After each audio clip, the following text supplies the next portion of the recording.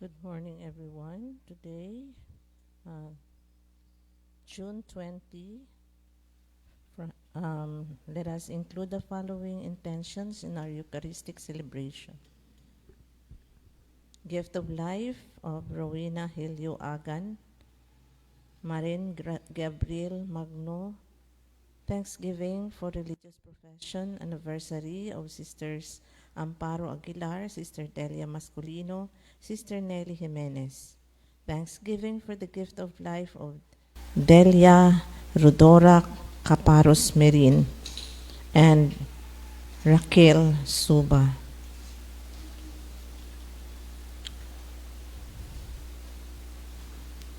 For God's guidance to Ika Sinad, Marin Angelo, and Cindy.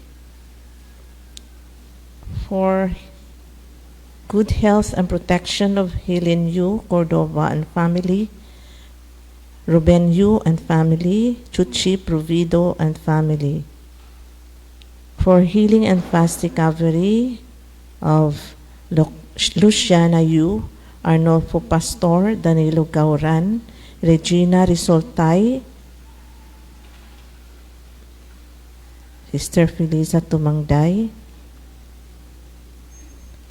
and for all souls, repose to the souls of the following: Winston Albert Santos, Susana Larida, Felix Berto Elios Sr., Jose Role Sarmiento, Consolacion Ebido Sarmiento, Evangeline Mendez, Dionisio Suba, Aki Michael Jukla, all souls enlisted in our Mass cards, and all souls in purgatory.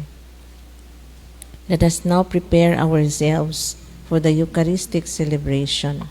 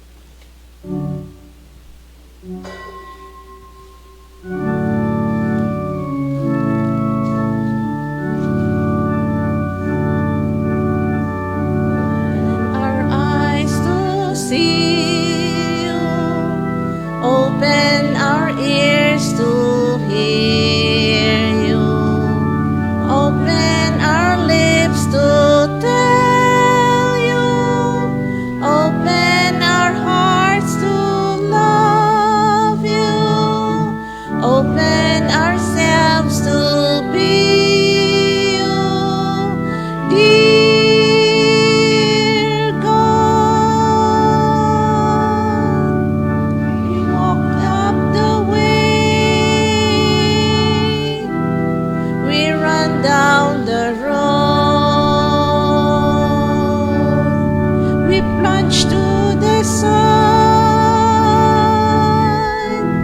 and turned round the curve. We feel you today in the sway of a leaf, in a flap of the wind, in the waves beating. Open our eyes to see you, open our ears to hear you, open our lips to tell you, open our hearts to love you, open ourselves to be you, dear God.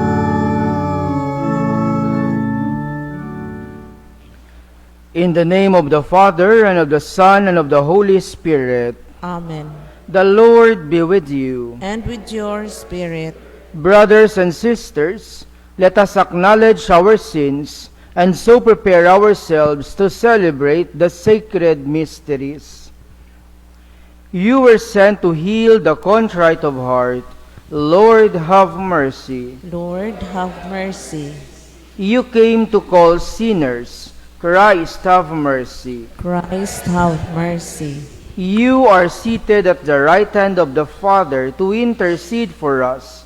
Lord, have mercy. O Lord, have mercy. May Almighty God have mercy on us, forgive us our sins, and bring us to everlasting life. Amen. Let us pray. O God, strength of those who hope in you, graciously hear our pleas, and since without you mortal frailty can do nothing, grant us always the help of your grace, that in following your commands we may please you by our resolve and our deeds. Through our Lord Jesus Christ, your Son, who lives and reigns with you in the unity of the Holy Spirit, God forever and ever. Amen. Amen.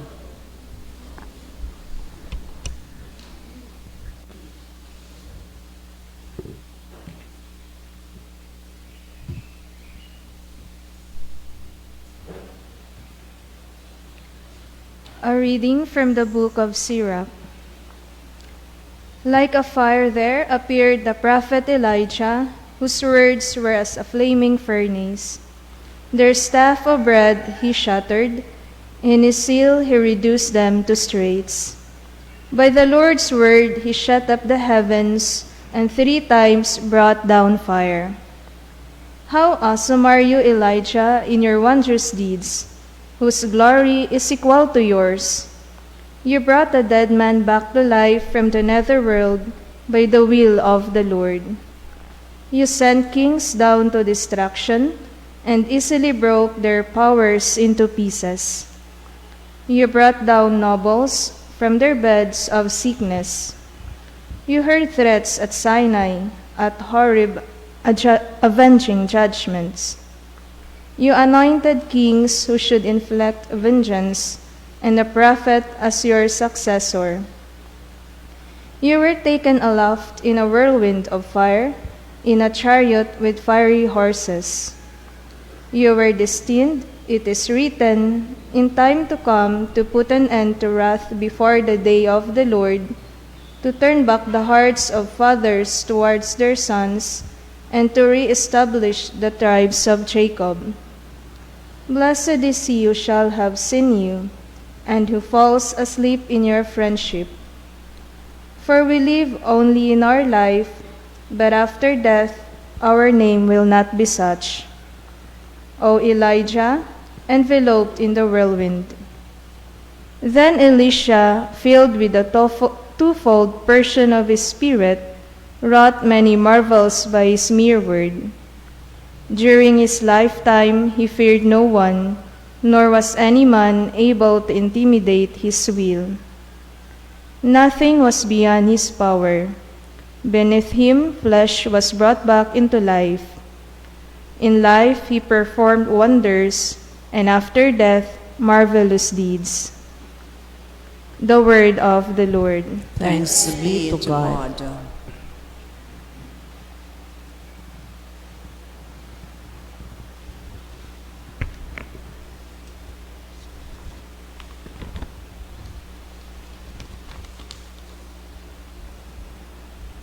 Rejoice in the Lord, you just. Rejoice in the Lord, you just. The Lord is King, let the earth rejoice, let many isles be glad. Clouds and darkness are around about him. Justice and judgment are the foundation of his throne. Rejoice in the Lord, you just. Fire goes before him and consumes his foes around about. His lightnings illumine the world, the earth sees and trembles. Rejoice in the Lord, you just. The mountains melt like wax before the Lord of all the earth. The heavens proclaim his justice, and all people see his glory. Rejoice in the Lord, you just. All who worship graven things are put to shame, who glory in the things or not. All gods are prostrate before him. Rejoice in the Lord, you just. Rejoice in the Lord, you just.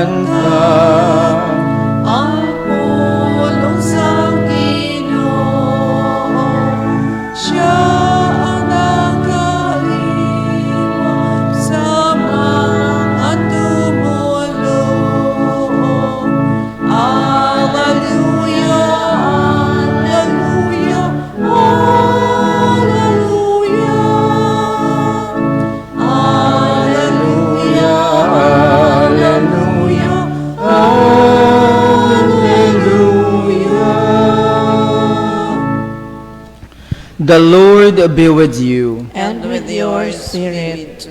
A reading from the Holy Gospel according to Matthew. Glory to you, O Lord. Jesus said to his disciples, "In praying, do not babble like the pagans, who think that they will be heard because of their many words. Do not be like them.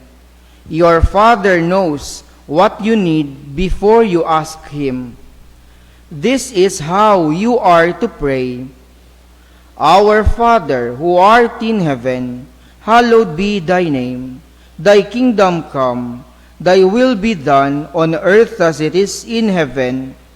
Give us this day our daily bread, and forgive us our trespasses, as we forgive those who trespass against us. And lead us not into temptation, but deliver us from evil. If you forgive others their transgressions, your heavenly Father will forgive you.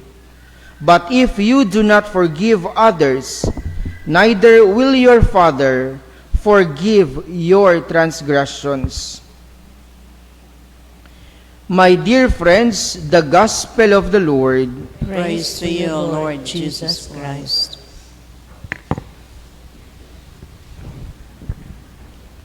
more does not necessarily mean better.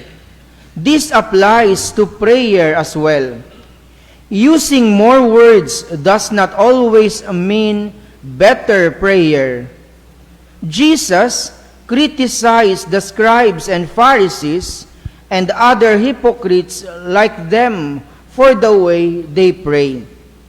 So he advised his followers, in praying, do not babble like the pagans who think that they will be heard because of their many words. Do not be like them. In the gospel today, the Lord points out that using many words is not what really matters in praying, and is not a guarantee that God will listen. In other words, in our prayer, it is not about quantity, but it is about quality, the quality of our heart in prayer. Saint John Mary Vianney said, "We do not have to talk very much in order to pray well. We know that God is there in His holy tabernacle. Let us open our hearts to Him. Let us rejoice in His presence. And this is the best prayer." The best prayer is ang gina-enjoy natin ang presensya kang Dios. But at times, makita natin ang ating kaugalingan nga kung rigyan kita sa prayer, kung kaisa makita natin nga para ka natin ang atin pagpangamuyo, amo nga kunduro nga mga tinaga ang atin ginawakal sa Dios, hindi man gali. Kung kaisa bisan ang pagpungko mo rin ang pagipos, and by being aware that you are in the presence of God, that is already prayer. Actually, my dear friends, there may not be any need for many words, because as Jesus said, your Father knows what you need before you ask Him. If that is so, why still bother to pray? Well, we must remember that we pray not only because we need something from God, rather we pray because we love Him and we need to constantly communicate and be in union with Him. Needless to say, prayer is more a matter of the heart than of the mouth. Amo marapurmi ginapadamdam kanamon ni Bishop, especially kauna kang nag-umpisa pa lang kami mag-join ka na mag-prayer, magbasa kami ka breviary gani pagkablubay tapos dayon. And the Bishop would remind us, namnamaman ninyo kung sa kanaton para isagam sa migid bala ang mga tinaga nga ginabuyan ninyo nga ginabasa nimo, and that is prayer. That is why in one of sa mga reminder ni Bishop kanamon, bisan gani kuno magpangamuyo kang magimaya ka Maria, hindi pagdasigi ka magimaya ka mapuno ka siya wala pa katapos sa gasugpon karon dayon. Abal ni Bishop sagam sama maghimaya ka Maria. Bangod kay rigyan pa lang sa words pa lang, that is already a prayer. And so, according to Saint Jose Maria Escriba, hambal na, it is not a question of what you say or feel, but prayer is about love. And you love when you try to say something to the Lord, even though you might not actually say anything. You don't know how to pray? Put yourself in the presence of God. And as soon as you have said, Lord, I don't know how to pray, you can be sure you have already begun your prayer. In today's gospel, my dear friends, Jesus instructs His disciples on how they should pray. He personally teaches this prayer, and that is why it is called the Lord's Prayer. And since it is addressed to the Heavenly Father, and it begins with the words, Our Father, it became popularly known as the Our Father prayer. And this prayer we all know since childhood, and we recite it often in our private and community prayers. Especially we pray this during Mass. In his catechetical instruction, St. Thomas Aquinas asserts that the Our Father occupies the principal place among all prayers. This is because it has the 5 requisite qualities of all prayers: confident, ordered, suitable, devout, and humble. And it should be noted, however, that this prayer, the Our Father, is not simply a formula that is to be memorized and recited. Rather, it is a prayer that reveals our relationship with God, our loving Father. That is why dapat mangin conscious kita, every time nga magpangamuyo kita kang diyang amay namon, dapat conscious kita, we should be aware nga ang aton nga ginaistorya is our Father, aton amay. It contains a series of declarations and petitions that affirm our faith and total dependence on Him. At the same time, it expresses our commitment to love and to serve others, for we are all His children, and thus brothers and sisters to one another. And so to end, my dear friends, the Gospel today reminds us that prayer is indispensable in our life. Hindi natin mahamulag ang pagpangamuyo sa atin kaugalingon. Bisan pa kung kaisa mahambal kita nga, wara ako ti time sa pagpangamuyo. By being conscious that you are in the presence of God without uttering words, by the mere fact that you are in the presence of God, that is already prayer. Saint Padre Pio describes prayer as the oxygen of the soul, just as we don't forget to breathe in air and oxygen to ensure the survival of our bodies, so also we should not neglect prayer that sustains our spiritual life. Kung kinahanglanon natin ang hangin, agad nga makaginhawa kita kag magbuhi, amo man rian daad ang pagpangamuyo sa atin kabuhi that sustains our life and sustains our relationship with God. Ti kabay pa sa kadyang santos nga misa, makita natin ang importansya kang relasyon natin sa Dios paagi sa pagtawag ka na atin amay kag sa atin pagpangamuyo. Hindi sa mga tinaga, kundi sa sahi kang tagipusoon nga atin ginatugro sa atin pagpangamuyo. Kabay pa. Please stand.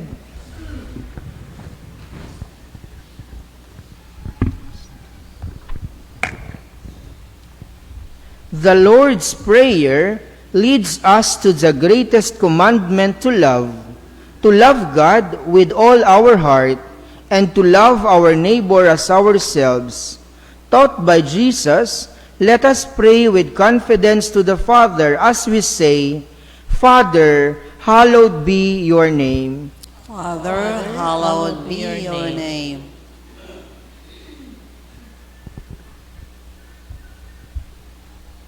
Father, take charge of the sanctification of your name. Do not allow us to misuse your name or co-opt it for our purposes. Do not allow us to distort your divine image, we pray. Father, hallowed be your name. May we acknowledge the primacy of your presence and your will in our lives. For where you are absent, nothing good can come out of what we do, we pray. Father, hallowed be your name. Give us food we need for our daily sustenance, and to place our concerns in your hands. Make us generous in sharing our bread with the hungry, for you intend the fruits of the earth for all your children, we pray. Father, hallowed be your name. May there be mutual forgiveness among us, for you have forgiven us first, and your forgiveness rests upon our willingness to forgive others, we pray. Father, hallowed be your name. Do not let us fall into temptations. Let us hold on to our faith, even when threatened or induced with worldly pleasures, we pray. Father, hallowed be your name. Father, may we pray with our hearts that trust you and not with the bubbling of our lips. May we direct our eyes to you above and to the horizon of our world as we strive to work for our needs and live in peace with one another. We ask this through Christ our Lord. Amen. Amen.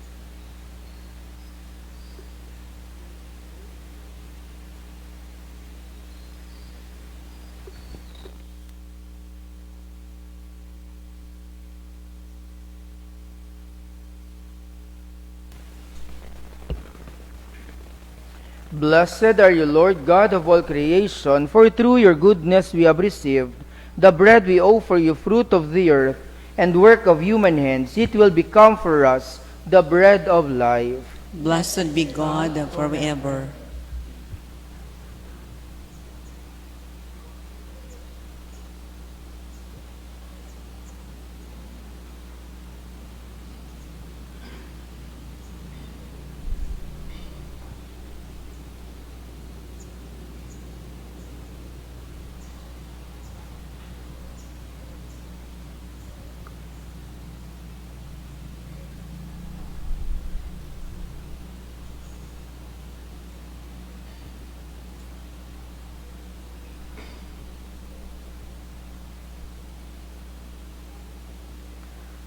Blessed are you, Lord God of all creation, for through your goodness we have received the wine we offer you, fruit of the vine, and work of human hands. It will become our spiritual drink. Blessed be God forever.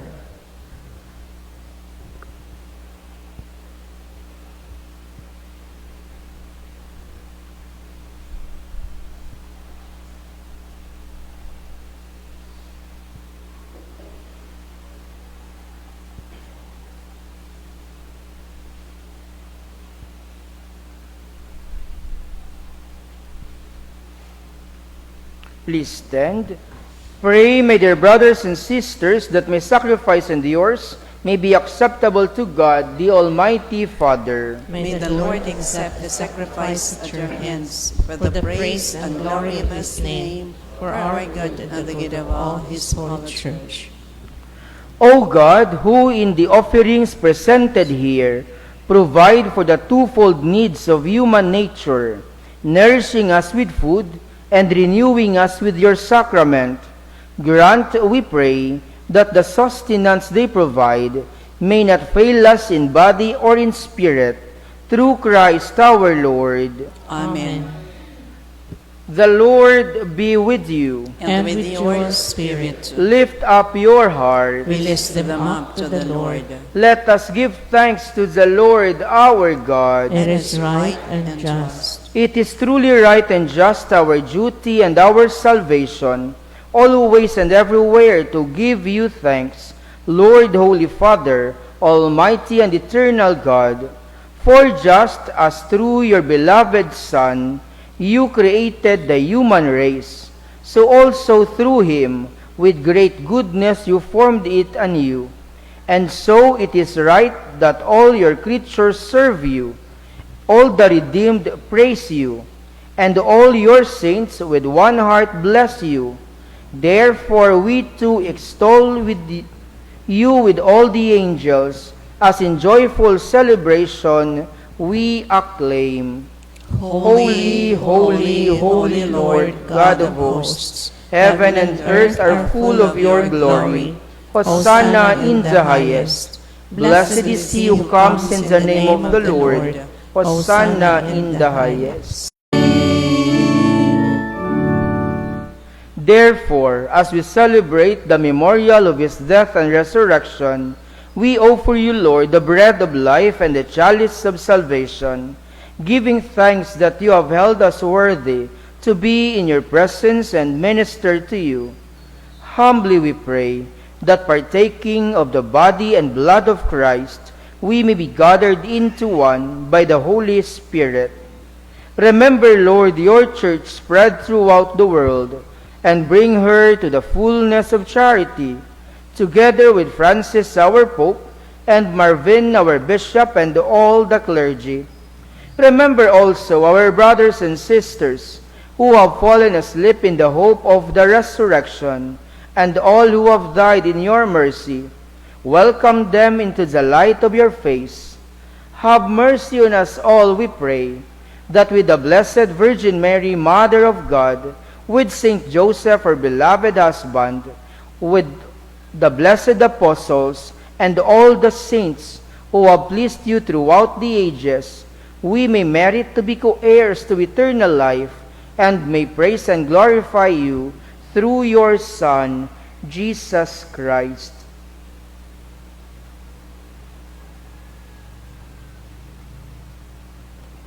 Through him, and with him, and in him, O God, Almighty Father, in the unity of the Holy Spirit, all glory and honor is yours forever and ever.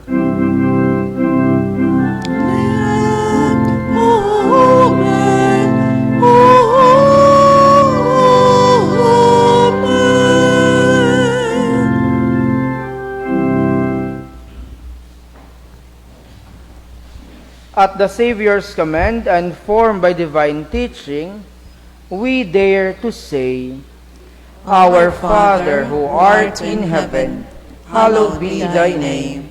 Thy kingdom come, thy will be done on earth as it is in heaven. Give us this day our daily bread, and forgive us our trespasses, as we forgive those who trespass against us. And lead us not into temptation, but deliver us from evil. Deliver us, Lord, we pray, from every evil. Graciously grant peace in our days, that by the help of your mercy we may be always free from sin and safe from all distress, as we await the blessed hope and the coming of our Savior, Jesus Christ. For For the kingdom, the power, the glory are yours, now and forever. Lord Jesus Christ, who said to your apostles, Peace I leave you, my peace I give you. Look not on our sins, but on the faith of your church, and graciously grant her peace and unity in accordance with your will, who live and reign forever and ever. Amen. The peace of the Lord be with you always. And with your spirit. Let us offer each other the sign of peace. Peace to be with you.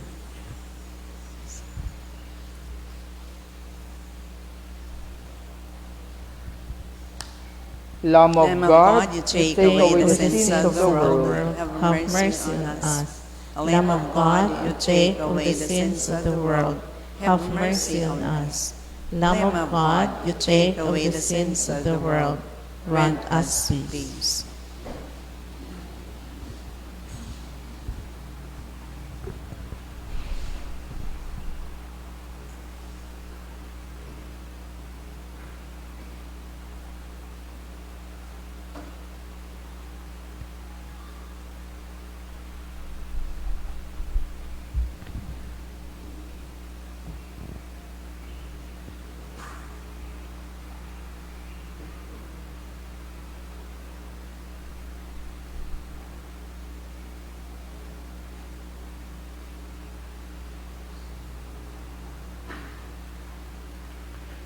Behold Jesus, the Lamb of God. Behold him who takes away the sins of the world. Blessed are those called to the supper of the Lamb. Lord, I am not worthy that you should enter under my roof, but only say the word, and my soul shall be healed.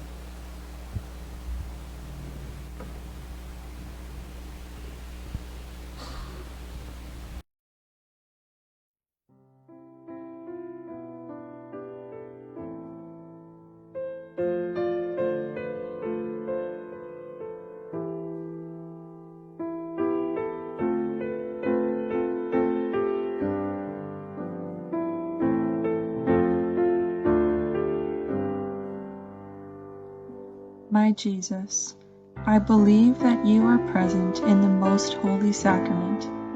I love you above all things, and I desire to receive you into my soul. Since I cannot at this moment receive you sacramentally, come at least spiritually into my heart. I embrace you as if you were already there, and unite myself wholly to you. Never permit me to be separated from you. Amen.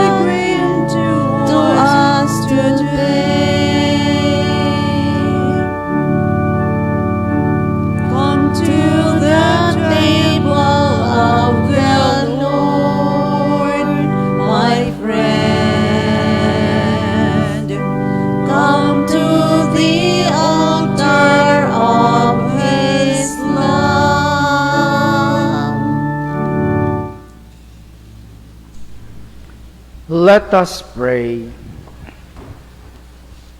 As this reception of your Holy Communion, O Lord, foreshadows the union of the faithful in you, so may it bring about unity in your Church, through Christ our Lord. Amen. Salve Regina, Mater Misericordiae, Virtud uccido, et spes nostra salve. A te clamamus, exules Filieve, a te suspiramus, gementes et plentes, in hoc lacrimarum valle.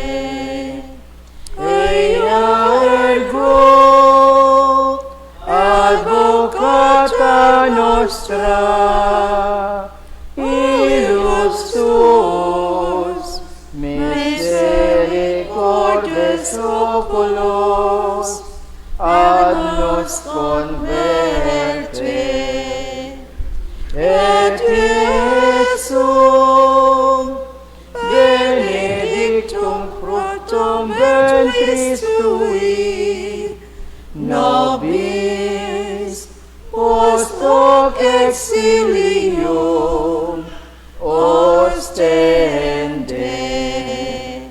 O clemens, o pia, o